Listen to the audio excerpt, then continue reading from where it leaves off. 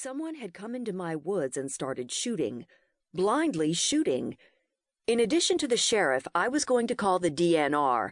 The Department of Natural Resources should do something about this. My woods were posted no hunting. I had my rights. My anger monopolized my thoughts, and I barely noticed when Baraka put his nose to the ground. Ridgebacks are sight hounds, but there's nothing wrong with their tracking ability. They can pick up smells thousands of times better than any human. He sniffed the ground near the old chicken coop, then near the woodshed. From there, he traveled up the crumbling concrete steps that led to my back door.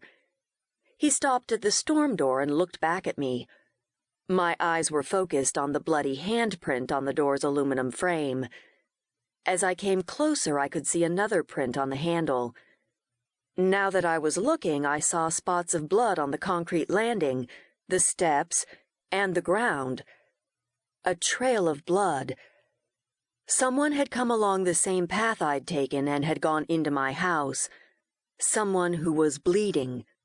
Baraka whined to get inside, and I wished I hadn't so easily gotten into the habit of not locking my back door when I went for a walk. I stood at the bottom of the steps and debated what to do. Both my cell phone and cordless phone were in the house. To call for help, I either had to go inside or to my neighbors. John and Julia Westman, who live the closest, are a quarter of a mile to the northwest of my house, and both work. Howard Lowe, my next closest neighbor, lives a half-mile to the east, on the opposite side of the road from my house. Lowe and I haven't hit it off that well, not since I put up no hunting signs all around my woods. He would probably shoot me if I stepped on his property. After those two houses, I'd have to go at least a mile before I reached another one, and my car keys were in the house. I had only one option. I opened the storm door, being careful not to touch the blood. Baraka immediately pushed against the wood door, and it swung open. It had been latched when I left. Cautiously, I followed my dog into the house. "Hey!" I called out, looking around my kitchen. "Who's here?" More blood spotted the linoleum, bright red drops on a faded and worn pattern of tan and brown. Baraka headed straight for the dining room, and I followed, then came to an abrupt stop. A man lay on the floor, not more than 2 feet from my telephone. I saw a small hole in the back of his nylon jacket. He was face down on the linoleum, a pool of blood spreading out from under his body. Baraka licked his face, and the man's hand moved, just barely. I hurried to his side and pushed Baraka away. "Are you all right?" I asked, then realized how stupid the question was. The man had a hole in his back near his heart and lungs. He was bleeding. Of course he wasn't all right. "Shh. He said. I wasn't sure I'd heard him right. "Did you say shit?" He said it again, slurring the word, his voice weak.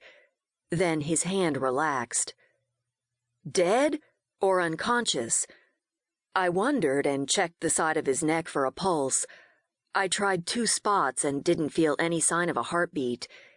It was then that a new smell reached my nose, and Baraka began sniffing around the man's pants. In death, more than just the man's hand had relaxed. I stood up to escape the stench and stared down at the man, my entire body trembling. He was clean-shaven and dressed in casual work attire. The collar of a blue and gray plaid flannel shirt showed above the black nylon jacket, and mud covered his jeans and work boots, but they were fairly new. His build was lean and wiry, and I guessed him to be around 40. He looked familiar, but I wasn't sure why. He wasn't someone I knew. Baraka started barking, and I looked away from the body. My dog was standing at the window that faced the woods, his body tense and his tail held straight out. I walked over, grabbing my cordless phone along the way. I couldn't see anything or anyone outside, but I didn't question Baraka. He'd seen something. I punched 911 on the cordless phone's keypad, my hand shaking as I did and my heart beating a staccato.